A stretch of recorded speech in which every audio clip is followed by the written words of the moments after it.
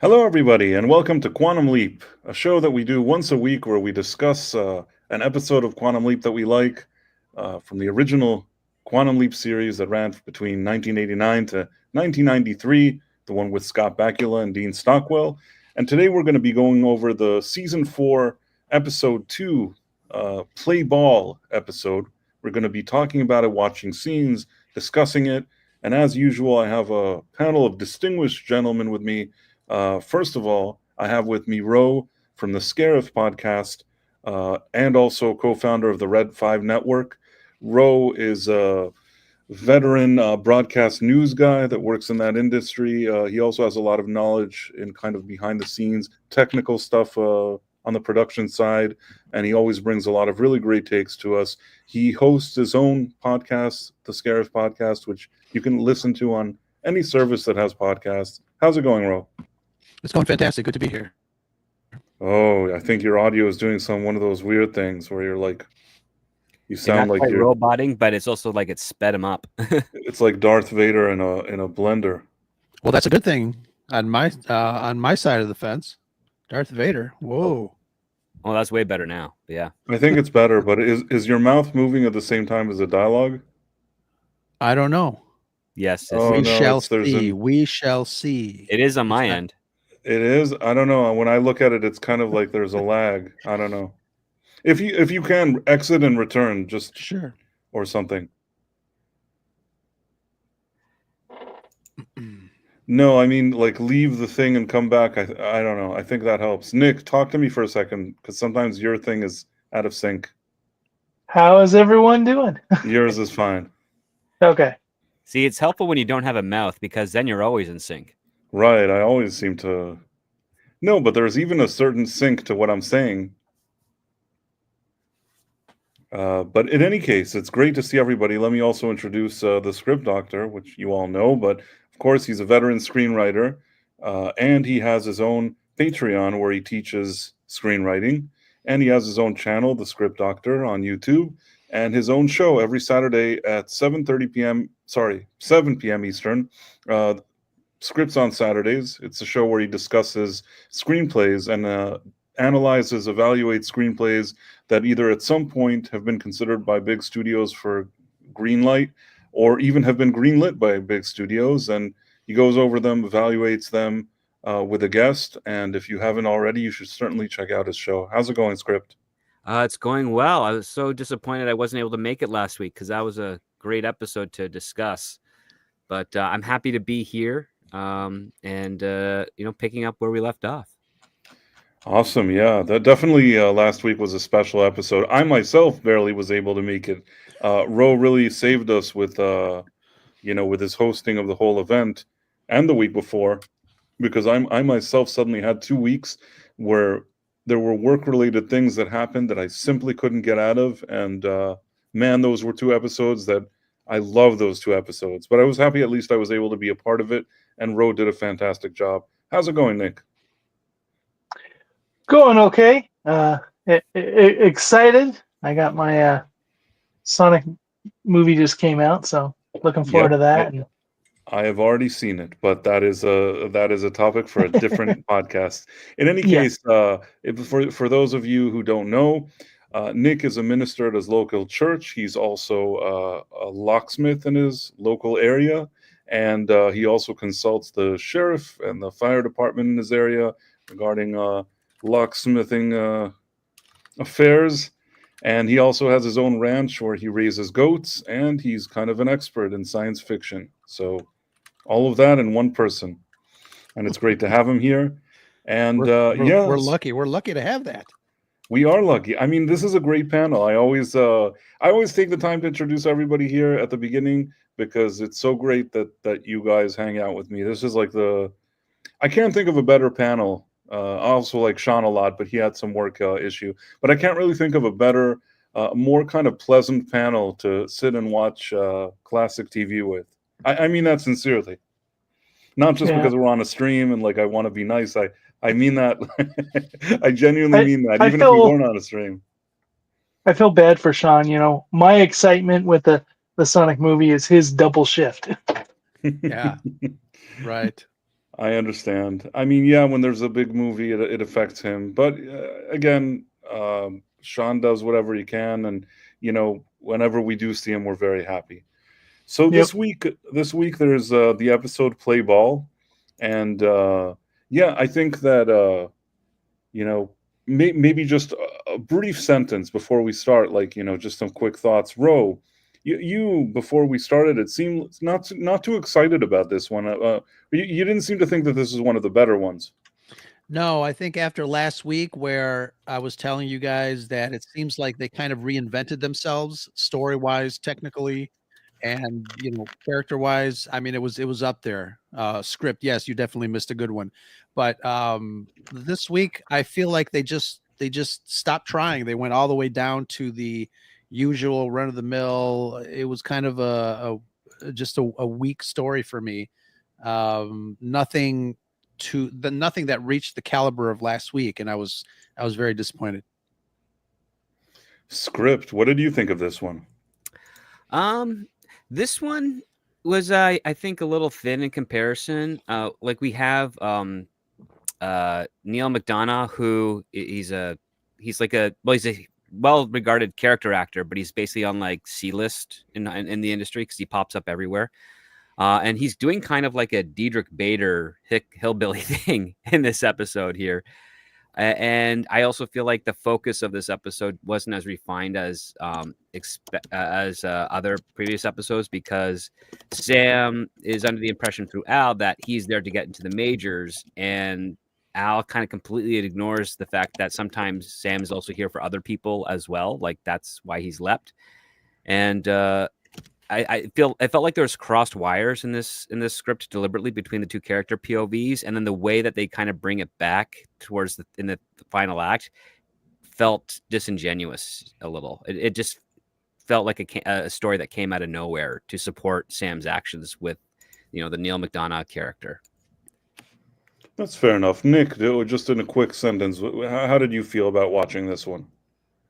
I love this episode, so I'm going to be the contrarian here to the group. But is it as an impactful of an episode, like ones that we've seen that have taken racial or gender issues? No, it's not. But it's a feel-good episode. This is something that if I was binging Quantum Leap on some show's marathon, I would enjoy this episode and feel good. It's lighthearted. And if you're directly comparing it to last week's episode, I get how that can seem like a letdown, but I also think it's still a quality episode of the week. Okay. Personally, I can understand why there would maybe be some criticisms towards the episode, but at the end, there were enough kind of beats that I didn't mind here. Maybe they tried to mix up a few things at the same time. I feel like they watched the movie The Natural, and they tried to kind of borrow ideas and twist them around in different ways. And it's funny because we already had the pilot episode, and in the pilot episode, he actually has two leaps. He has the one where he's a pilot and the one that he's a baseball player. I almost feel like they said, well, we never really thought that idea through with a baseball player. Let's revisit it and give him more of a story. And there are certain elements that kind of reminded me of The Natural. The Natural, he's a father that has a son that doesn't know him. There's also like a blonde like Kim Basinger that wants to sleep with this guy, with that guy. I don't know what. That's Courtney Gerbart. Yeah, she's all over the place. Right, and she's the daughter of the owner or something. So I'm saying that they somehow, the only thing that was different is that Robert Redford wasn't expected to sleep with the male owner of his team. But generally speaking, and there were no Latino men playing guitar that were then deported. But generally get on the bus. But generally speaking, there were a lot of similarities somehow to this idea. It was sort of a same but different. But in any case, let's jump into it. I have let's go to the videotape. I've always wanted to say that. There used to be a guy that said that on the news, like when he did the sports. Let's go to the videotape. Let's go to the tape. Yes. Hold on one second. Today wouldn't even make any sense that somebody would say that because who uses videotape? But back in the day, that was like a thing. So I embiggened it, Ro. Very, very nice. Perfect. So now we have this beginning, and we have even this. It's nice because now we know what this is. This is like Right. cool. I don't know if they added this. I think they probably added this now, right? 'Cause this Yeah, I could don't be remember at the before. beginning. I don't remember that I definitely don't remember that at the end of last season. And Super Mario Brothers, yes, film at 11. And it's funny, when I was little, I didn't know why they would say film or news at 11 because I'm in the Midwest and news happened at 10 here. So I was just super confused as to why. And then I went to LA once and I'm like, oh, that's why. Good old time zones. They'll be the death of you. Yeah. You ain't kidding. Sam leaps in. They did do one thing differently. Then instead of him saying "oh boy," this girl, this young lady, shows up and tries to And the undress boy him, and then the kid's like, "oh boy." Yeah. The thing Yeah. is I that like that. I think that I didn't fully understand what the goal of this young lady is. Does she just want to sleep with anybody that's on the team? I think they've already, yeah, right. Are they? She's like the loosey goosey of the team. I mean, she likes hanging out with Neil McDonough, right? She wants to meet Neil McDonough, but at the same time, she's also all over this guy. She's the daughter of the owner, right? Right. Which is kind of weird because the mother, he seems to have something with the mother, Right. and then the daughter also. I mean, it's one of those things that made me think like I don't really know the inside of baseball. I know,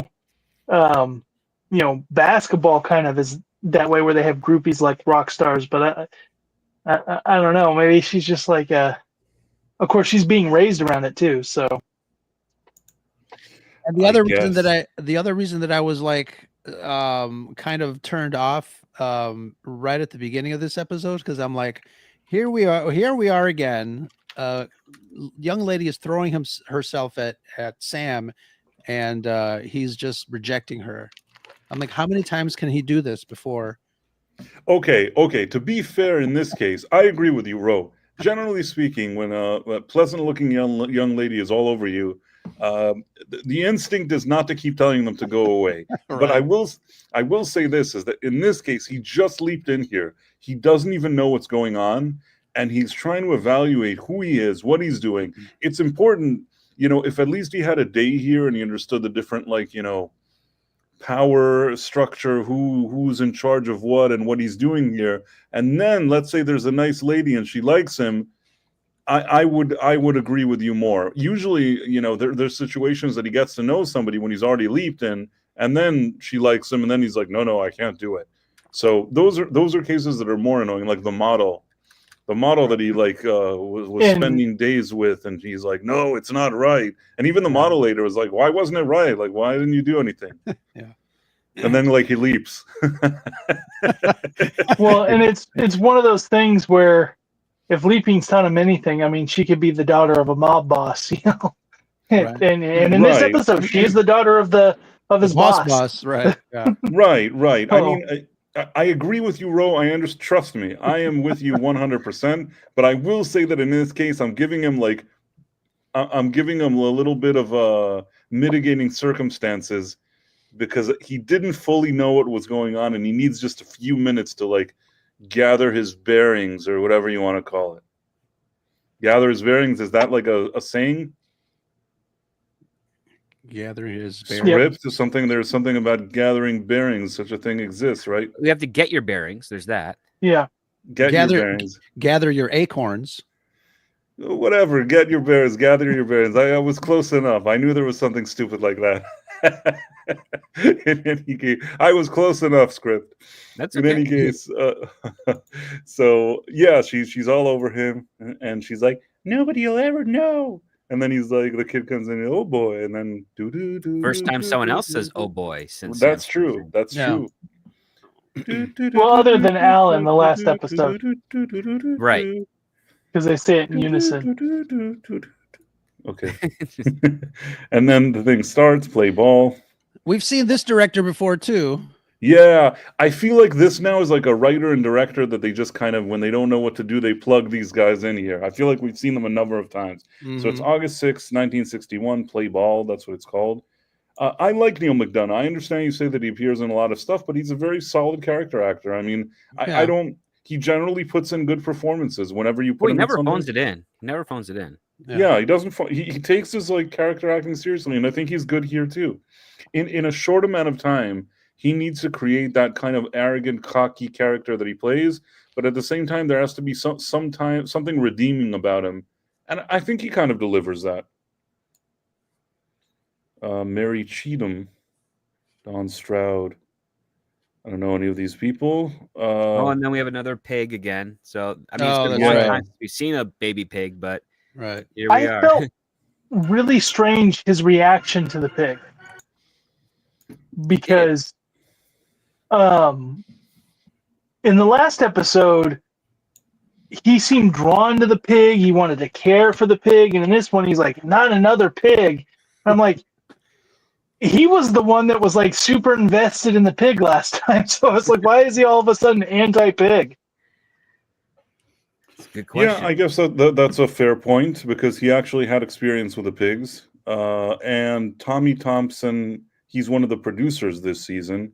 So then when you see him written by Tommy Thompson, then Joe Napolitano, all names we've seen. I feel like now they have kind of go-to people that they go to, and even some of them are part of the production team.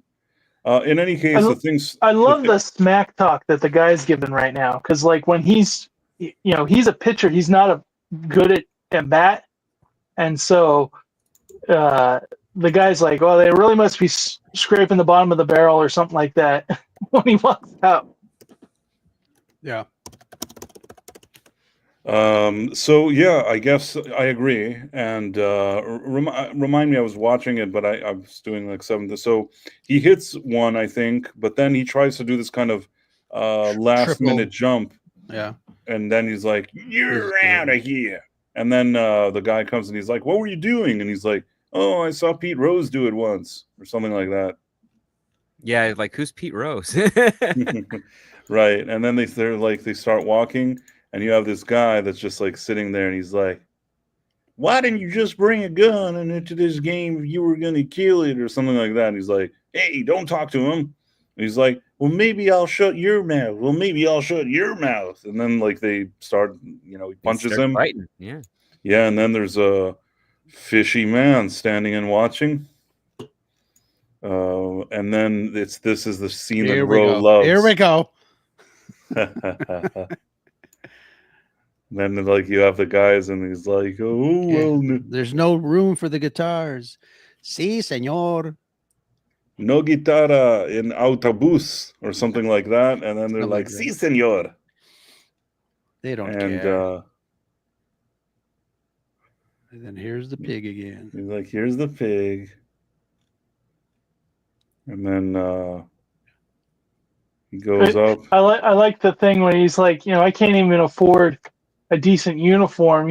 You think I could afford a pony or horse or whatever because weren't they like the Mustangs or something? Yeah. Yeah. So the guys with the guitars, you see him on the bus, but then you don't see them ever again. They don't play at the games. You don't see them in the background. Well, aren't they the ones that are away by arrested? Immigration? Are they? Because I thought the band and then the Hispanic players were different. I guess they're not. I feel like the Hispanic players in their spare time like to play guitar, and that's why they want to bring it on the bus. And he was saying, "Don't bring these guitars on the bus." And they're like, "No, we don't understand. We need guitars on the bus." So apparently they're a combination of like good baseball players, but they also enjoy playing guitars with each other. Gotcha. That's what I understood. You don't I have could to be be wrong. good at the guitar to. But they're Renaissance men. Yes. I found it funny. Of all the places, I feel like there's like this thing like Immigration pretty much leaves the sports world alone, but that just kind of, when we get to that felt really out of place, but I get why they did it. Oh yeah, it was a plot device to get them back players, right? Yeah. Yep. Yes. So I'm going to continue. Nick, I sent you something in the private chat. In any case, they're here on the bus, and Neil McDonough pulls out a flask, and he's like drinking. He doesn't care about anything. That's kind of his attitude. I'm trying to think, script, what else do they talk about here? I don't fully remember now. There's a little bit of like fatherly advice because he's talking about one of Sam's like games from way back when that he did really well. And then, Sam is trying to be encouraging, and then Neil McDonough's character is like, yeah, you kind of remind me of my dad. And that's pretty much what this scene was about, saying like, he misses his father or what he imagined his father would be. Right. One could argue that they tried too hard shoving in that father thing, but whatever. I mean, it sort of works. And then they're sitting here, and he's like, I don't know, he's talking crap about the team. And he's like, hey, who are you calling something? I don't know. I guess it insults him or something. He's trading insults with the other players, calling him like, if Elgley could spend, he'd be a millionaire or something like that. And he's really being really arrogant because he's pretty much wasted. Yeah, drunk. And even though he's starting the fight and the coach says he'll kick him off the team, Neil McDonough says, he's the best pitcher on the team. He's not going to be pulled off, even though I do like this coach actor because he's got the whole like Popeye thing going. I like it, and I also like he's like, you ain't gonna kick me off the team because I'm all you got. This is the closest you've ever been to winning anything in your entire darn life. And then he's like, the guy says nothing, and he just walks away. That's pretty much the dialogue, I think, something along those lines. Yeah. And you timed it out perfectly because then he walks out. And I feel like the last episode when Sam was standing in the doorway and they did the special effects with the doorway, I think somebody liked it and said, where can we do that again here? Mm-hmm. Yeah, right there. Yeah. Which works. That's true. Well, and I think it's good because I think something that is kind of the side thing that he learns in this episode is the need for camaraderie in the sport. Like at this point, he's hot stuff, and he thinks he's going to be major league, and that's why he's butting up to him is because he's been in the major leagues, and he just feels he's better than everybody else. But that doesn't make him better. Oh, Nick, did you just mute out? No, try again. Nick, are you there? Yeah, your audio just Conked dropped out, completely. Is my audio back? Oh, Yeah, now Because it I is, saw yeah. my video went out. Okay. Well, keep me posted if it goes weird again. Mhm. I might have to turn my camera off if my internet's running low. No, now I think it's okay. Okay. In any case, so basically, sorry, real go fast, on. I feel that this episode, Al had a lot of outfit changes. Like every time he was in a scene, he had a different outfit completely. Like usually it's just like a different top, but this is like, I feel like it's almost like the most outfits I've ever seen in one episode for Al. Yeah, well, it's taking place over like I think 3 or 4 days too, so that allows for a little bit more exploration.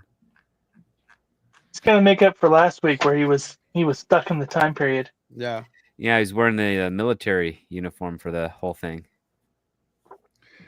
At this point, Al shows up and he explains to Sam that back in the day, Sam was in the big leagues, but then during the days they didn't wear helmets, he pitched a ball that ended up hitting a player. The player died, and that kind of affected the trajectory of his career.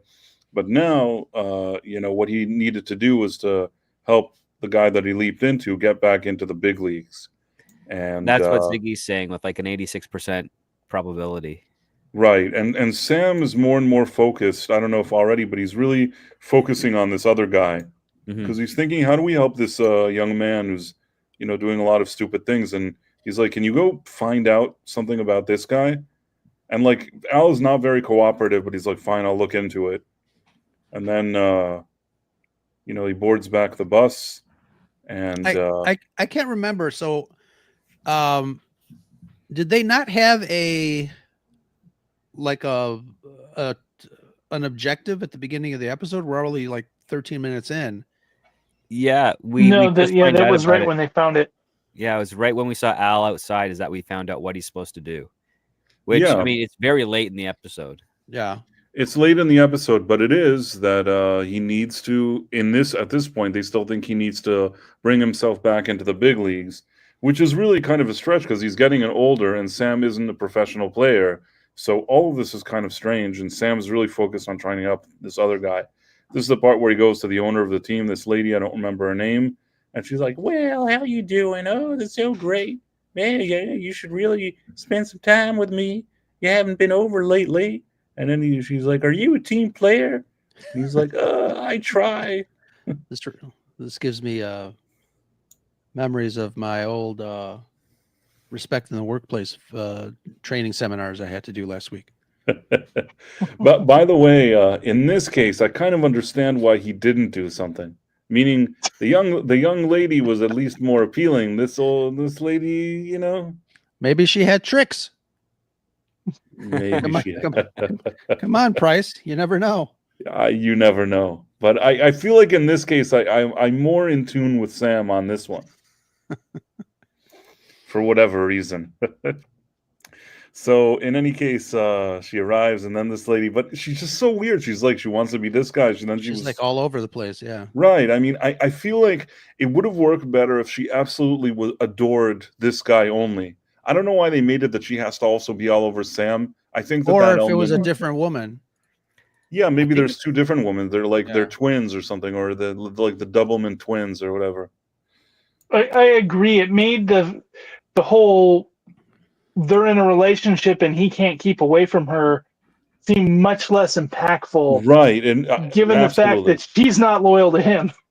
Right. I mean, if it would have been like they're Romeo and Juliet, they love each other. She's very kind of naughty and she wants to do stuff with him all the time, but she's laser focused on him. Then he's like, nah, nobody tells me who to see. And like, I understand that. But in this case, it's just like, she just seems like some floozy. So it's not as powerful, in my opinion. In any case, they're here. And like, this is the funny, I like these parts that he's like, Al, she wants to sleep with me. You need to sleep with her. And he's like, oh, okay, great. So sleep with her, and then you'll do the pitching, Sam. And he's like, but what am I going to do? No, it's before that. You skipped a beat. He's like, Al was under the impression the owner was a man. And he's like, well, that's something. I forgot that. And then he's like, well, but I don't know how I'm going to do it. It's not possible. He's like, well, take a few aspirins. It'll be okay. This is a great conversation, one that you probably would never see on the show today, but I thought it was really funny. And then, and he's like, basically, Al just teaches Sam how to pitch, right? Which was weird because he grew up on a farm in Indiana. He'd know how to throw a ball. you would think, right? Unless obviously Swiss cheese brain. But well, and as we saw, he already leaped into a baseball situation. Right. Yeah. And I'm surprised because of how we know that Al's mind works. When he talks about the two fingers on the ball, I thought that it was going to go sideways completely. Well, he did say treat it like a woman. Yeah. But that I felt like that was the hard line that they didn't want to cross.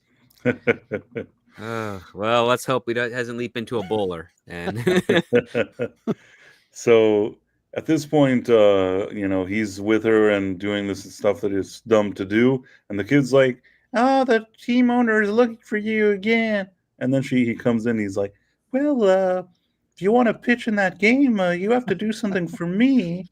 And then she's like, you know what's great? I love that this woman, she's having the conversation with Sam. And at the same time, she's clearing the desk away just to make sure that they have space to do whatever it is that they're going to do next. It was perfect. It was quite cleverly done. That was good. And then they like suddenly he's like, tomorrow I have to go now. Your husband was a really nice guy. Sam like picks up the picture. Who's this? I'm like, And he's like, fine, what time? And she's like, tomorrow at 8:30. And then the kid, like, of course, overhears. That kind of convenient. The kid overhears it. She's like, oh. And then he goes and he says, hey, guys, Doc's starting. He's the one that's pitching. And then the guy automatically knows what that means. I think this was a bit convenient, this whole thing, but okay, whatever. Then they walk. I think here maybe Al tells him that the guy had a father that left him. This is the part. Yeah, I like this. That Ziggy is making noise, and he's like, "What's that noise?" "Oh no, it's nothing. It's nothing." And he's like, "I'm trying to protect yourself from you because you're going to try to help this kid instead of yourself." And then he's like, gives him the information about the father.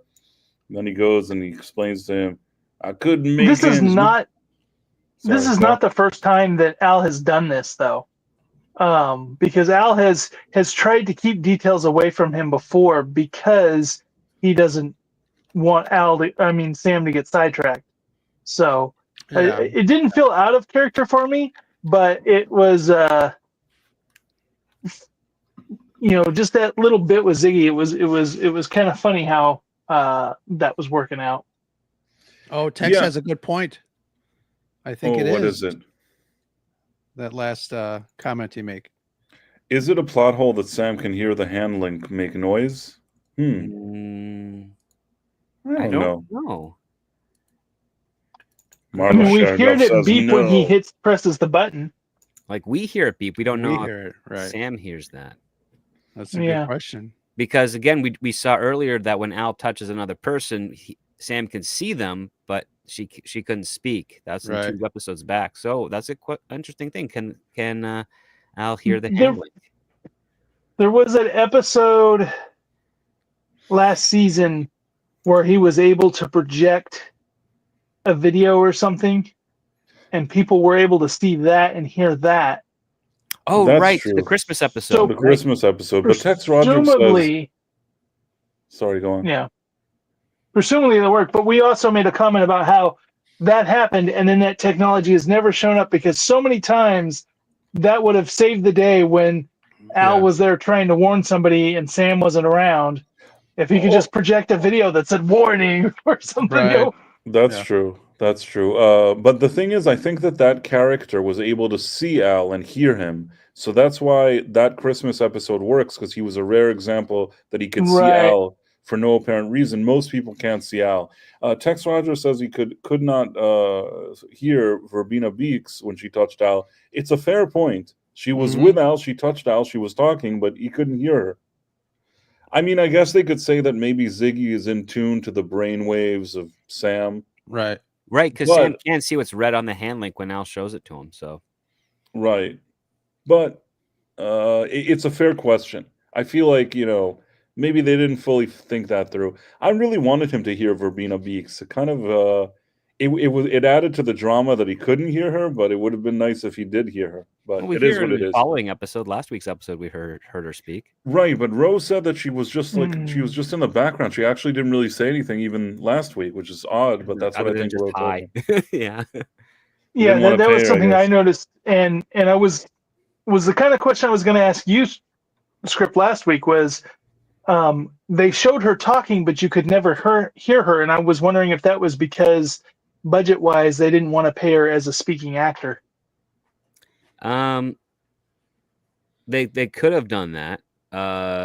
You're on as a guest, a day player, no lines, so this is your rate, and then next episode we'll give you a line or two, and that ups your rate, so you get them for 2 days on a production for less of the cost of 2 days for an actor. Well, I mean, because in last episode, even when they're there, they show her and you see her mouth moving, but you don't hear her voice.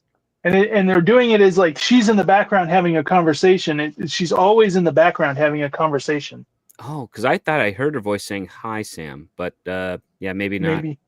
Maybe I didn't. I just remember at a certain point. Yeah, she was always in the background. Not really. I clocked her talking, but you're never hearing her conversation. Yeah. But maybe she did say hi in the beginning, and I just missed that. We'll have to check it.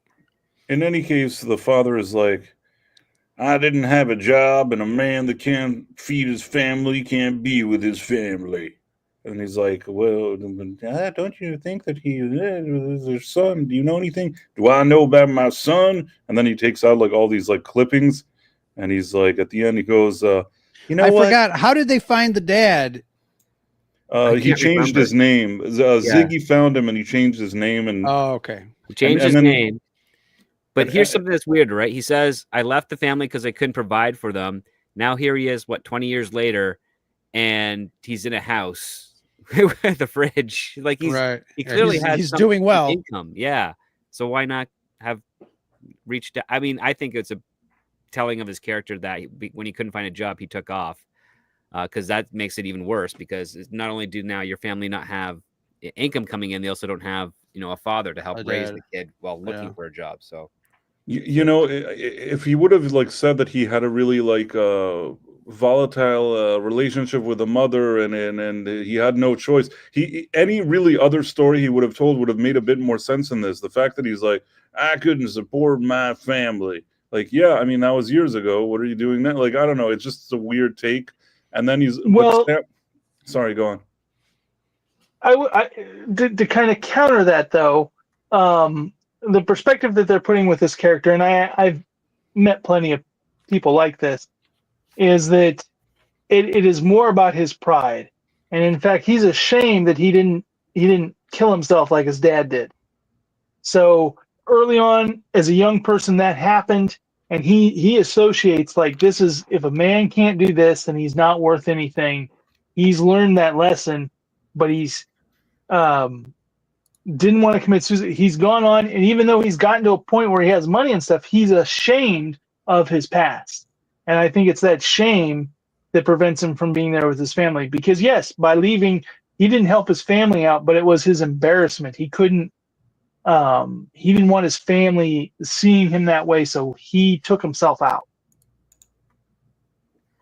I guess. But it's a selfish thing. All the tragedy is about him. It's not about those around him and how they're being affected, because it was more about them not seeing him this way than it really was about sparing them anything. And which is why I like this one sentence here. I do like this bit of dialogue that Sam says, well, Chucky's a real loser here. You have this whole book with all these clippings. What does he have? And then he walks away, leaves him with food for thought. And then Sam, you got a pension. I don't know what he tells him. And then I think at this point he's like, oh, how was it? You got a special relationship with the owner. You had a nice talk with her, didn't you?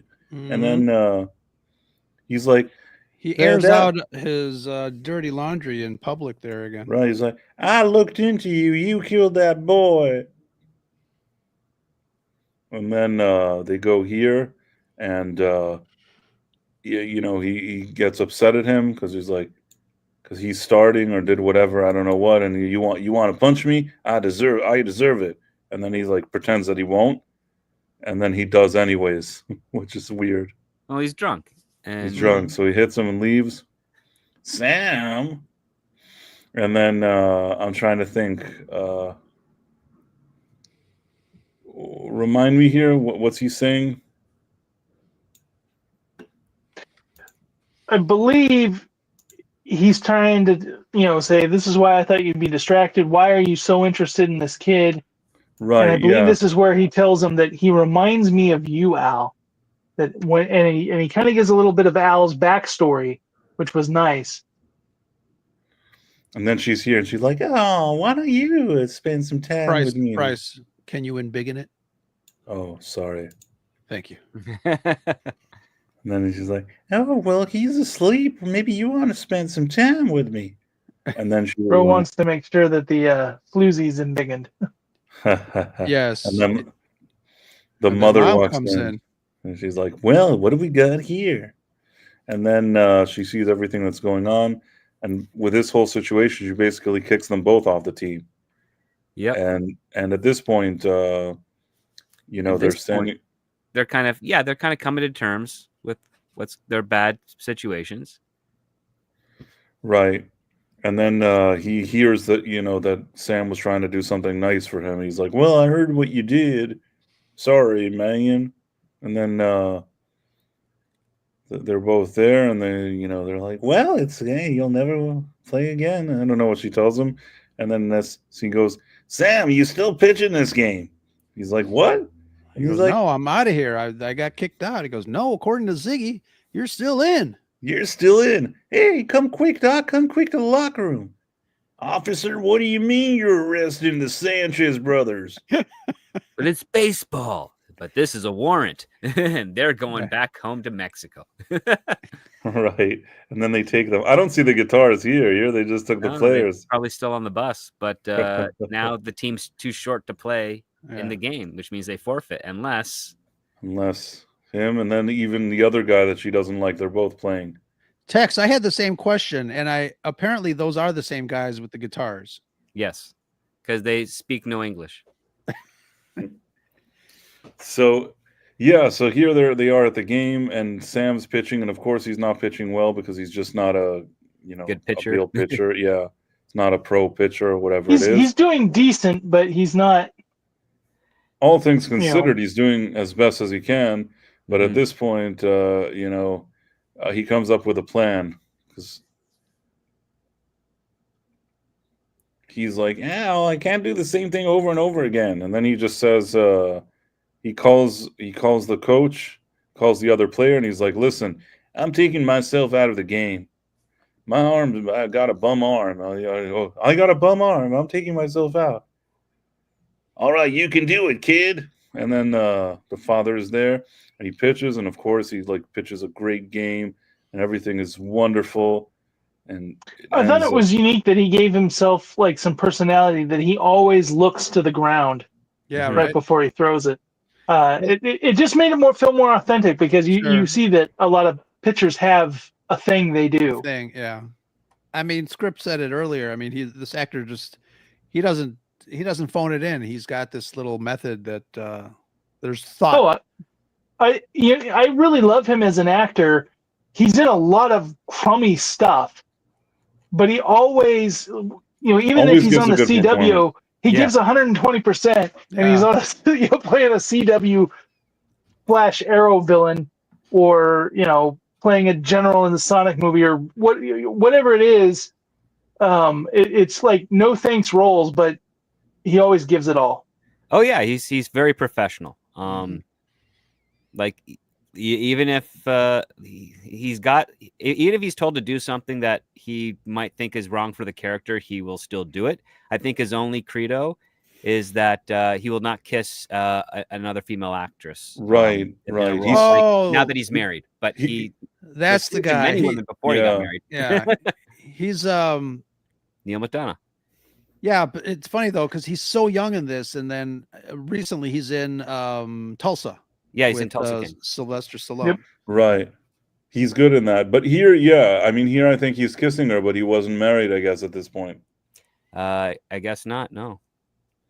Here, he let it slide. In any case, Sam catches the ball. They win the game. Everything is great. They're all celebrating. And then some guy walks in and he's like, son, that was some mighty fine pitching. How would you like to join the New York Yankees? He's like, I feel like this actor that plays the scout has always looked like that. You mean Peter Jason? Yeah, he's always looked like that. he's another like great actor. Jones. They haven't changed physically in 40 years. They've always looked like a guy older than they actually are. And going back just kind of to the discussion we were having about the other actor, when I was looking on IMDb of all the stuff he's been in, this was like the third thing so this is pretty early in his career. Oh yeah. He was the voice of Bruce Banner in the Hulk cartoon series. Oh wow. In the 90s, yeah. He's done over 100 things, I'm sure of it. Yeah. Well, in any case, this is also another rather convenient, but then he's like, this is actually nice. The guy, Neil McDonough, is like, well, what about Doc? And he's like, well, we don't really have a need for a 35-year-old pitcher with a bum arm, but you know what? You taking yourself out of that game showed that you were smart, and we need some smart people teaching our pitchers. So how would you like a job? And he's like, oh, that's great.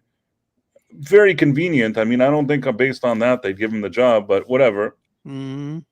I mean, it's fine that he took himself out. I don't know if it would impress the guy that much, but whatever. Okay. And then the father walks in. It's an ego business. Then the father, I guess so. The father walks in, and I don't think he tells him who he is at this point, right? No, he never tells him who he is. It's halfway through he realizes who it is, but they never say it. No. I think Well- it's the way he smiles or something. All of a sudden, he goes from, "Oh yeah, you're a fan of this," and then I he thought just that kind it of. reminded him of his father, and he wasn't sure. That's the way I interpreted it, because he would have said "Dad," like instead he's Right. like, I was expecting him to say that. I Even thought he like said, towards the end when he invites him to get a cup of coffee or something. But then it got a little creepy. It's like, oh, she was like, some coffee. right. I think that he invites coffee because he reminds him of his dad, but I don't know if he's sure if he's his dad. You see, he's like, his eyes are going big. He's kind of watering. I think he realizes it, and then he's kind of like, yeah, I'd like that. It leaves it open though. No, but then Sam is like, Al is like, Sam, you did it. You united the kid with his father. Yeah. And then like he leaps. I like the way they did the leap, because they were expecting him to leap, when the two left to get the coffee, and he didn't leap. And then he comes back and he says thank you or whatever it is that he says, and he throws the ball, and then he catches the ball, and that's when he started to leap. So I thought that was really good. And then he arrives in this kind of hurricane where he's grabbing a cat. Hurricane.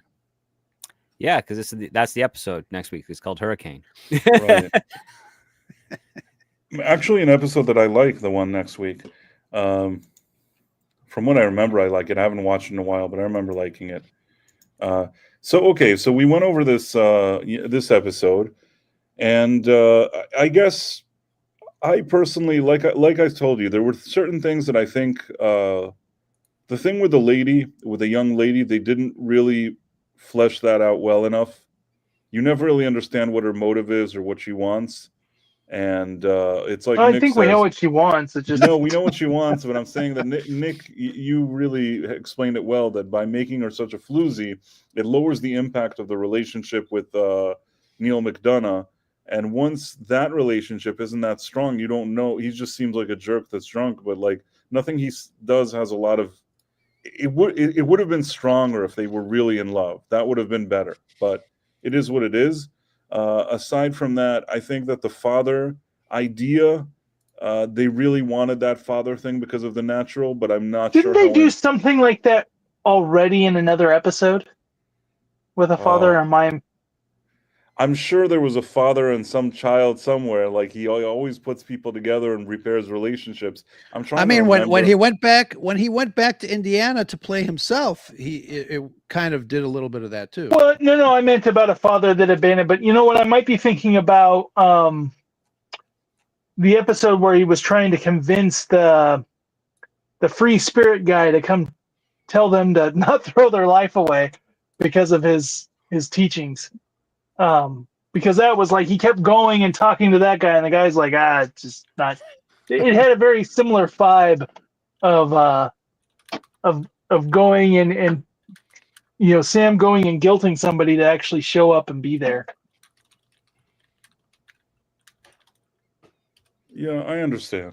I don't remember exactly one-to-one situation, but in any case, I don't know if they did it that well. It's an episode that I feel does a bunch of things.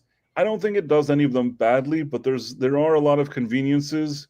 It just about works, but I don't know if I don't hate it as much as Ro hates it, but I don't know if I like it as much as you like it, Nick. Ro, like what bothered you the most here? You mean throughout the whole episode or just this section? Everything, the whole episode. Now we've watched it, so you can just say what really bothered you. I mean, I think Nick has a point regarding us comparing this episode to last week's episode. I think for me, last week's episode was like really up there. They did it so well. And then to come back to this episode, which was very, I'll call it very pedestrian, very low key.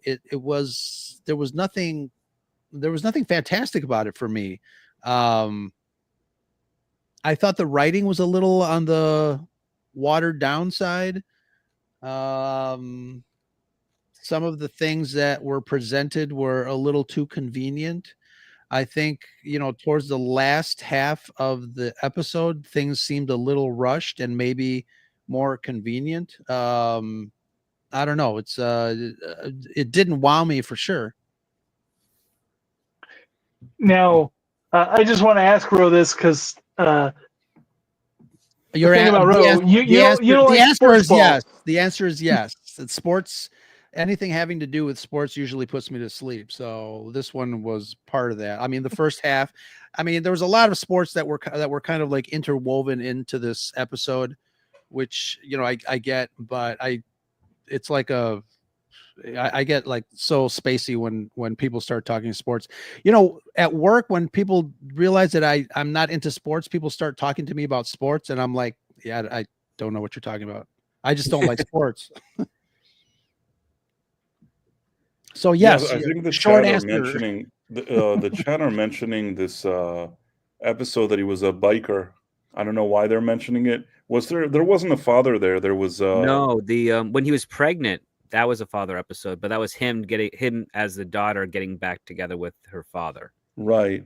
There, No, there was that, but the biker episode, I think that is the episode that I was referring to, because that in that episode there's that guy that had the free spirit teachings, right, yeah, but and the Jack Kerouac. girl was hanging out with this bad boy biker because she was all into his teachings, and like, this is how I'm going to live and experience life, is being out with this abusive biker boyfriend. And Right. he kept going to the guy saying, oh, he's in the area, you need to come and set this girl straight and put her on a good path. And he's like, this is not my problem. It was a similar vibe to him going to the dad and, just kind of get like, you need to Yes. step up. You need to be in this guy's life. Not the same one-to-one, because he wasn't related to her, but it's a similar story beat vibe. In both cases, the guy shows up like at the 11th hour, and Yes. I guess in the one with the biker, though, it was more influential to the plot. But it's okay. I got what you're saying. Script, you've been rather quiet. What did you think of this episode? I thought this is kind of like, it wasn't terrible, but it was, I guess, a little bit mid in quality, because it took a long time for us to figure out what the goal is for Sam. So we pretty much get that like late first act. There's a bit of confusion with regards to the daughter. Like we get two scenes with her. One where she's kind of really enamored with Sam's character, and then the next time we see her, she's all over Neil McDonough's character. And because both have them happen so quickly, you're wondering, like, wait, is this the same girl or is it a different girl? And you got to go back and rewatch and realize, oh yes, it's the same actress. So what's the dynamic going on there? And then you have the complications with the fact that Sam's character is also sleeping with the owner of the team. It's like there's a lot of minutia going on that just distracts from the main goal, which is that it's Sam. According to Al, Sam has to get on and back in the majors. According to Sam, he has to help Neil McDonough because Neil McDonough's anger reminds him of when he first knew Al, who was dealing with a lot of issues at the time and was going to almost get kicked off of the Quantum Leap project. And Sam just felt like he had to hold him on, keep him around. And I thought that explanation, it just felt like it was pulled out of thin air. Like it just didn't feel like there was any sort of like, oh, we as an audience can understand that. Like this is some brand new information that is so divorced from how when Al tells a story about something, like when he talks about Trudy, like you really feel that in the performance when Al does that. Or when he talks about like his time in a POW camp, things about his actual history that he shares with Sam that make you really empathize and see what Sam's going through in a different light. This time it's reversed, but it just doesn't feel as authentic because Al seems to be completely unaware of that similarity, where we would have seen so many examples already where Al picks up the fact that, oh yeah, I was going through this trouble. This is why I empathize. This is why we need to help him. That was completely devoid of in this episode. And I thought that was kind of weird. There was a real mystery here. Ron Donofrio said, did anyone see a message from Price appear and then disappear? And then people said that happened. But then Rose said it was me. I guess you wrote a thing. I don't know. I was intrigued by all this. Yeah, it's funny because I typed in the since you made me admin, I typed in the StreamYard, but it goes in as you, and I'm like, oh crap! So I deleted it, and then I went over to my other screen and typed. It's okay. You probably said something good. You should have just left it. Who would have known? I mean, it was probably good stuff. Sorry, script. Go on. I didn't. I just wanted to solve the mystery. No, that's about it. I felt like that character inconsistency with Al and Sam's remembering of that story just didn't feel the same way, because it would have been better if Al's like, listen, Ziggy says you got to get up to the majors, but I really think you got to take care of this kid. He's drinking a lot and he's dealing with, he's going to have a terrible life if you can't sort him out. And Sam could be like, well, okay, that's good, but why are you so focused on this? He's like, because you helped me when I was going through that difficult of a time.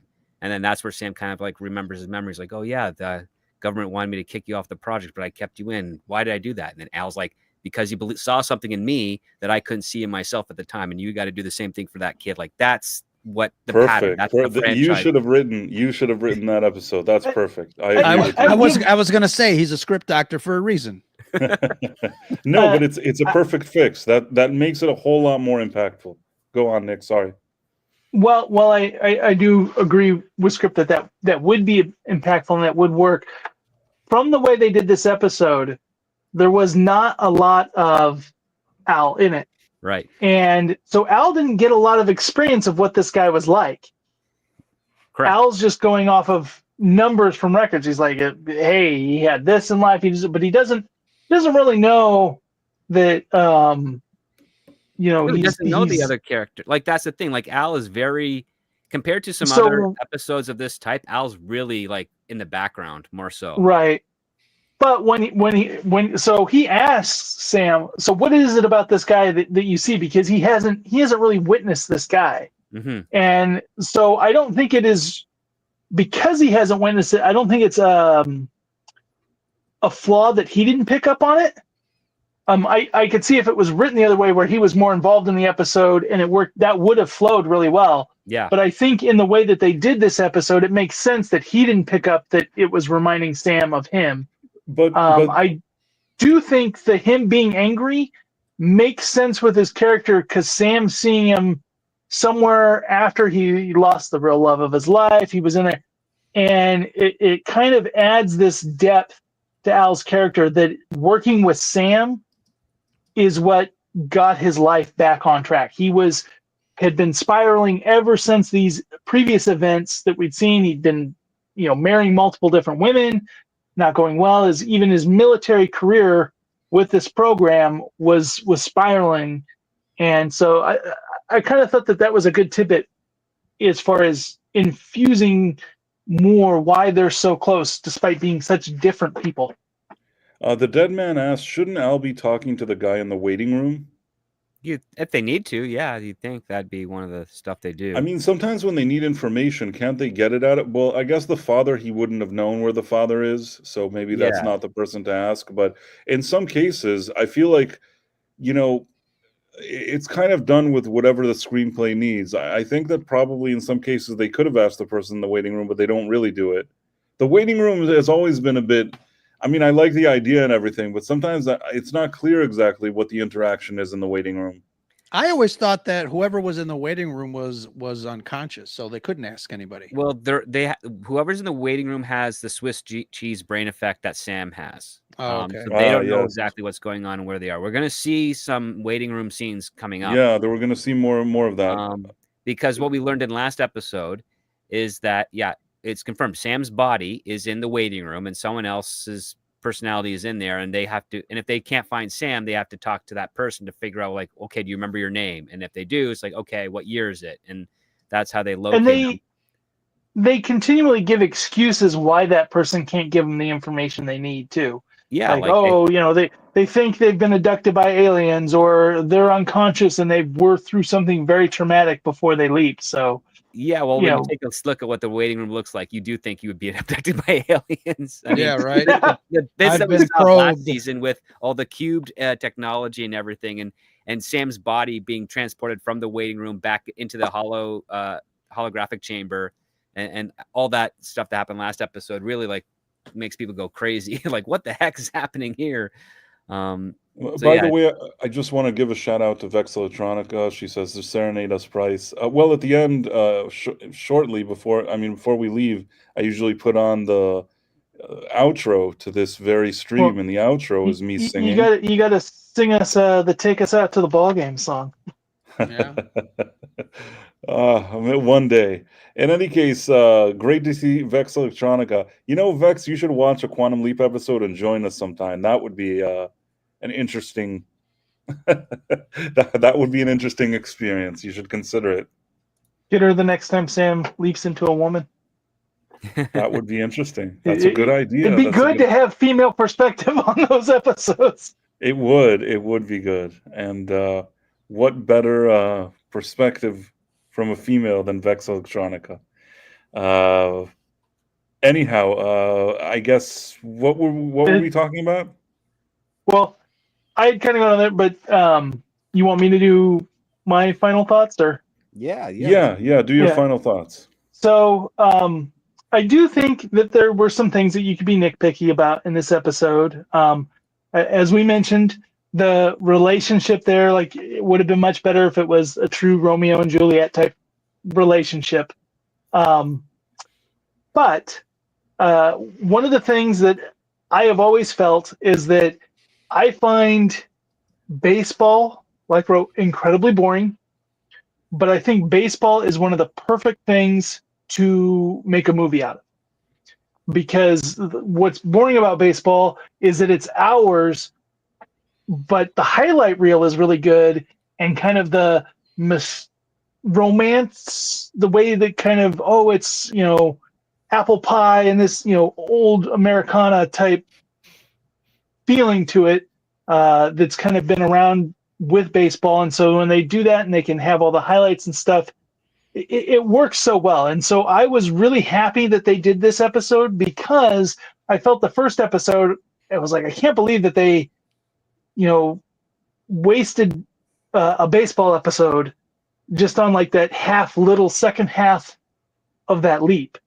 And so to go in, do it proper, kind of have the different things, it just was a fun episode. And when episodes like this come around, where it's nothing super impactful on the overall plot, although we did have that little bit about it being like Al, I go, if this was plopped in the middle of season 1 or season 2, would I have loved it? Because we're trying to compare it to all of these really deep, impactful episodes that we've had now, that we've built up over time. It's hard to follow up. Like the last two we've had are kind of memorable episodes. The one with psychiatric ward, and then the him and Al switching places. Those are so memorable and so kind of different. And I think that what Ro is feeling is that we kind of went out of that usual, almost kind of formula feeling that we have here into something so different. And then we went back to like a very almost seemingly run-of-the-mill episode that it feels like a letdown. I think part of it, we have to take into consideration, today when you have shows on streaming, you can afford to like change things up and do all these different ideas. During this time, this was a network show.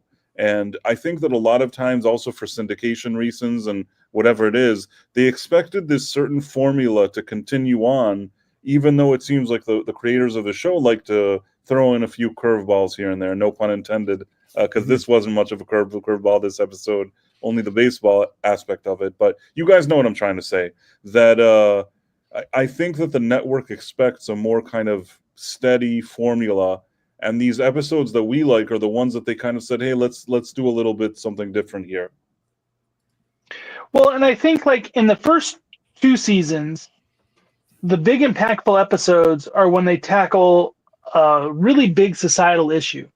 We have the driving Miss Daisy. We have, the wife from Japan. We, all of these different, where they're tackling racism, sexism, these different things that were really big topics at different periods of time, and kind of re-examining history. And but then as we've gotten into the last 2 seasons, it has been more about the big episodes. The real impactful episodes are about Quantum Leap and about Al and Sam. And I feel like these run-of-the-mill episodes, while softer and not as memorable, fit easier in between the kind of impactful episodes of before, where we kind of would make the comment, we wouldn't want every episode to be about the race riots. We wouldn't want, that would just be too much of a downer. But now we're at a point where like, we would love every episode to be about Sam and Al and the Quantum Leap program.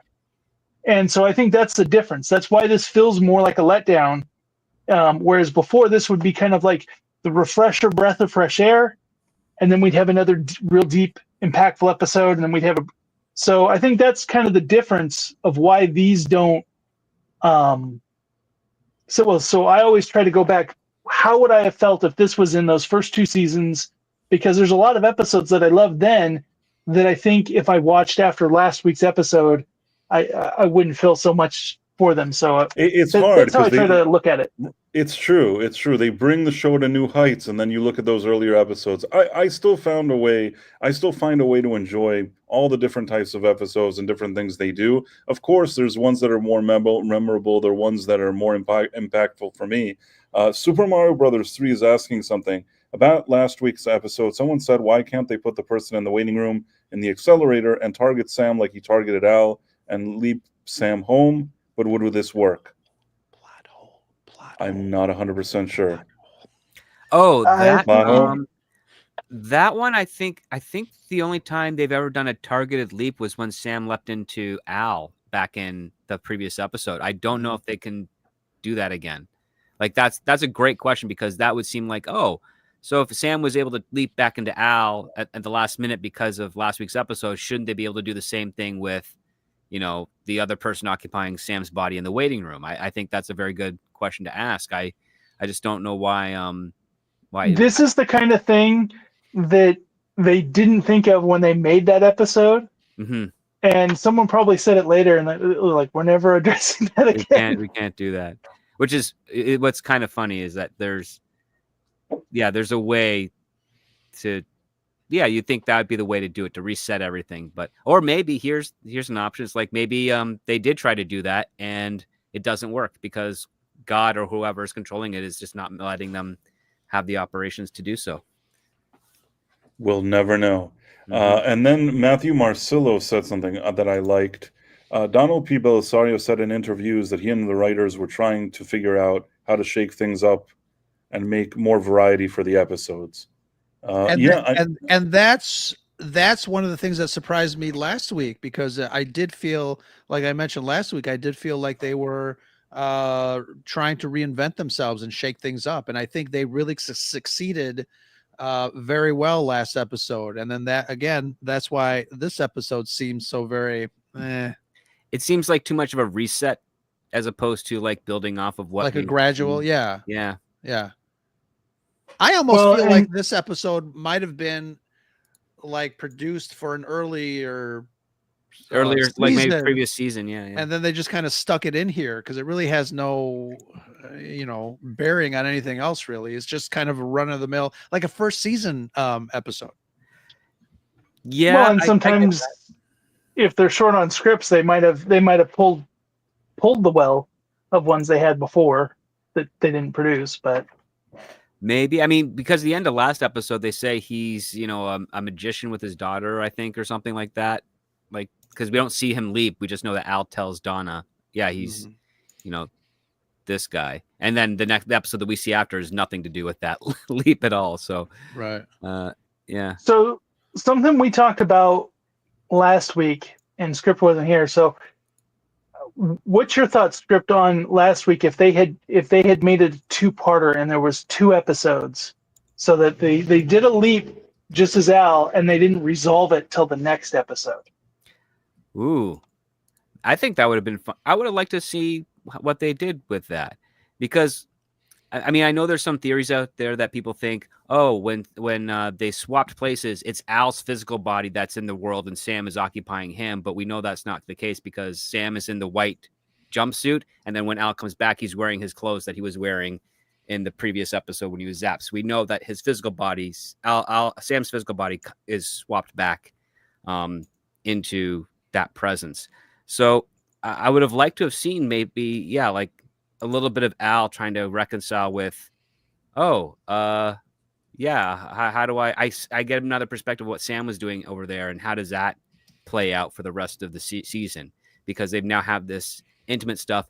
But I also would have thought it'd been nice if, I mean, it was uncommon at that point, but it would have been nice to see Sam have a couple of apprehensions every time he's getting close to another woman, not because of the moral aspect, but because a little bit of his memory of his wife is kind of lingering there, but even though he doesn't 100% know it's there. because I love that fact that, you know, when he realizes that he got the girl of his dreams and now he's been taken away from her because of this project, you know, it's that bittersweet moment, but it's something that, you know, you just feel like, yes, he did it. He pulled it off. He got a win for once. Like, it's not just him helping someone else. Something actually good happened to him. So That's what's so satisfying about that episode last week, that like finally something good happened to him and you're so happy for him, and it's just taken away so quickly. It really is difficult to let go so quickly. Well, and you know, at first when we were talking last week, we thought, oh, wouldn't it be cool if like they just finished out that season that way? Mhm. But we quickly realized that even doing like a half a season would really mess up syndication if people were confused. Like this week Al's the leaper and this week Sam's the leaper If it was a on streaming reruns. show, if it was a streaming show, they could have gotten away with it. In this case, though, I still would have liked to have seen at least one more episode, at least a two-parter. But Give that's us more what I of this. feel is like they could have done a two-parter. They could have done a two-parter because it would be tedious if they had to recap at every episode. This is why Al's the. But I think they could have gotten one more episode out of it. Could have gotten away with it with one more. Yeah. But it is what it is. What can we do? It's still great to have the episode that we did have.